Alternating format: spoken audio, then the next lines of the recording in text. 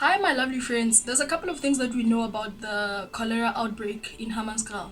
The first thing that we know is that 29 people have lost their lives due to the outbreak. The second thing that we know is that Cyril Ramaphosa, the president, visited Hammanskraal today, I think. The third thing that we know is that about 295 million, so almost 300 million rand, was awarded to Edwin Sodi, linked to Edwin Sodi's companies that were meant to maintain the infrastructure. So I just want to share my thoughts around what's going on right now. I want to talk a little bit about how disgusting corruption is, and what it really means at those levels. Not too intensely though. I want us to speak about maybe business opportunities, and then maybe touch on what would make sense, right? If people were saying they're solving this problem or it's an emergency, whatnot, we it should bring comfort to the people of Hammanskraal as well. So I just wanted to share my thoughts. Firstly, corruption is disgusting because when BEE was implemented, it was one of the vehicles that was going to be used to sort of repay black people, to be specific, for their disadvantaged position during apartheid. So using that BEE vehicle, the tendering processes to get resources to the people so that their infrastructure, mainly their infrastructure and their rights, are recognized and are respected. Uh, and maybe repaid. It's sort of supposed to be some form of reparations as well, And one of the other biggest thing that it's meant to do is to bring in business people, capable business people, into the economy and position them where they are able to actually bring their skills and value to the table, where their communities then are able to be empowered. Now, it's disgusting because when infrastructure falls apart, what it literally means is that money that was meant for that did not do what it was supposed to do. I mean, we all know in the tendering processes, you need to submit codes. You need to submit the plans for how you're going to use that money, and it is in accordance to what the infrastructure needs. So let's say the quotation value was 295 million. It has to be accounted for in paper before the person can even be paid or the companies can even receive the money. It is accounted for on paper. It should show who's going to be supplying what, when is what going to be done, and what does the complete project look like, how long is it going to take, and all those things. So for me, I haven't even watched what Cyril Ramaphosa had to say. I watched the video. It's about 54 minutes. I watched about 10 minutes of it, and I had to stop for a bit because I was thinking, what is this guy actually doing here?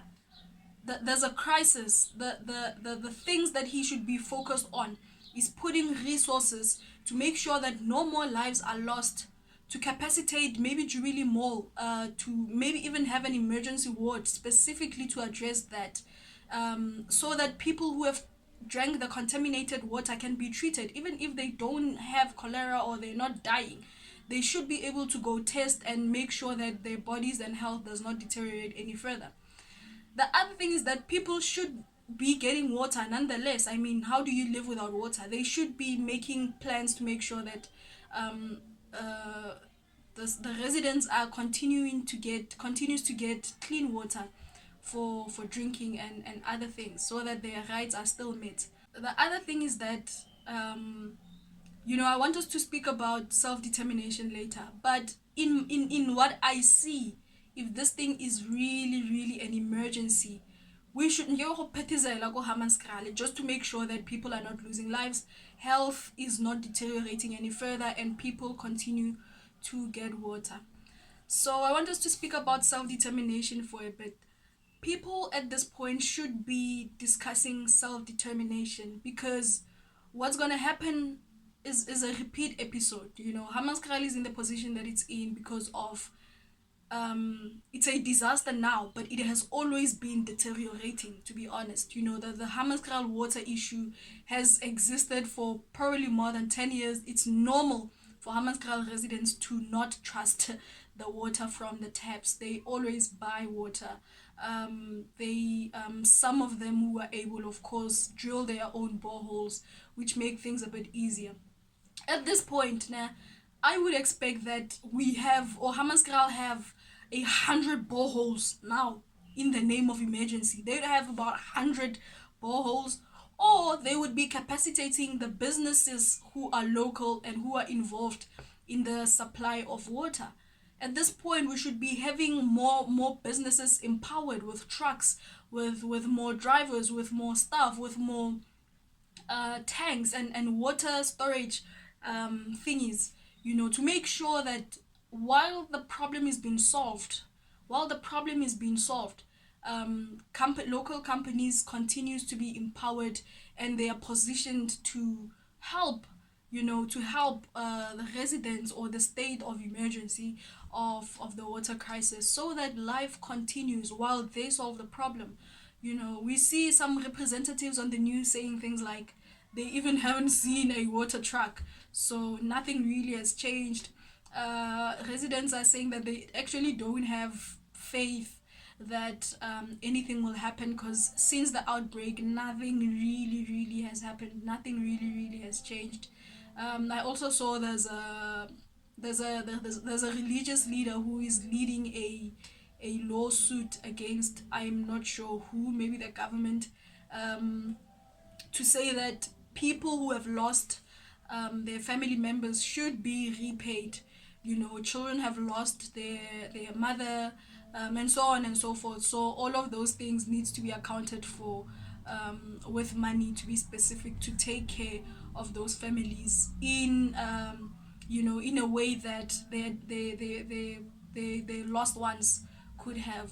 So I think that's very, it's very sad to see, you know. But more than anything, when it comes to self-determination, I think one of the most important things is to organize, you know. And I'd like for all of us to think about this situation, because it's, corruption exists, which means now and again, probably every day, something really goes bad in some community, in some municipality, somewhere, and infrastructure continues to deteriorate, even though tax money are allocated to fix these problems.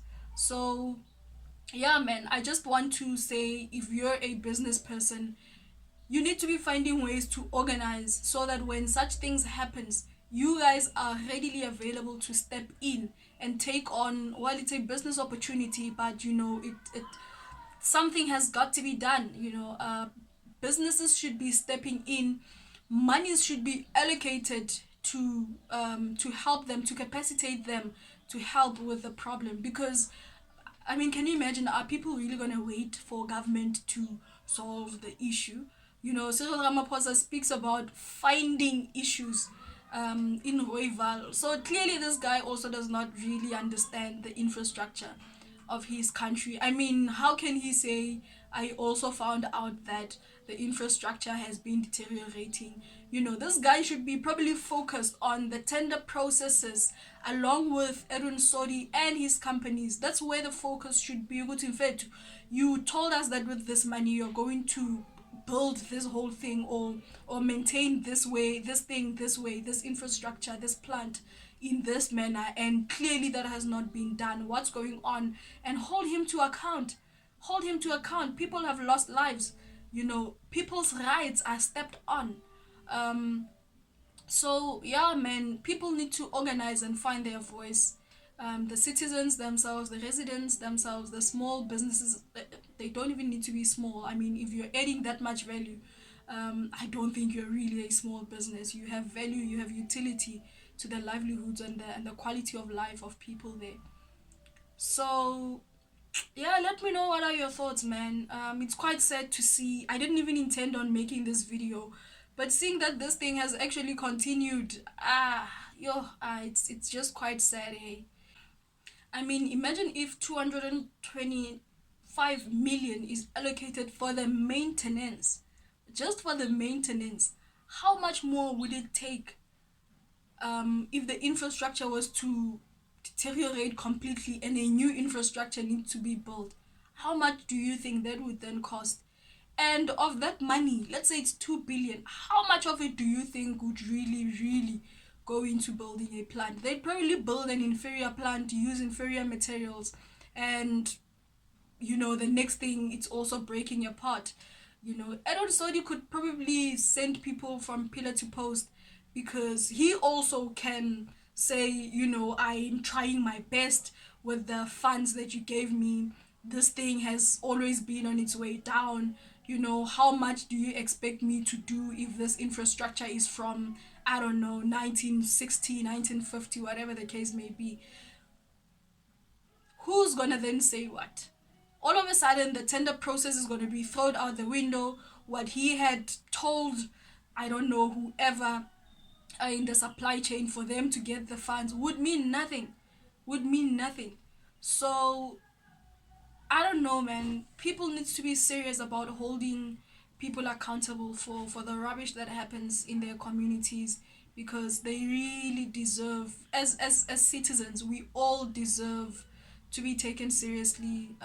Our rights needs to be recognized and respected, and if not, then it should be recognized as some form of crime. It really should be. Can you imagine? You have the responsibility to improve people's quality of life, and the next thing, people loses their lives directly because of what you have failed to do. Huh? It's quite sad, man. It's quite sad. Please let me know what you think in the comments. If you've had any thoughts, if there's anything you've read or anything that you've seen. I haven't even been following the story, but it comes to the face, no matter what, it comes to the face, because it's supposedly an emergency, which it is, but leaders are not acting like it is. They're gonna continue to just do their old games and just say, look, we are investigating, we are looking for a problem, and then the next thing you know, they're gonna blame the fact that they found the infrastructure there. Guys, no, it's quite irritating, more than depressing. It's quite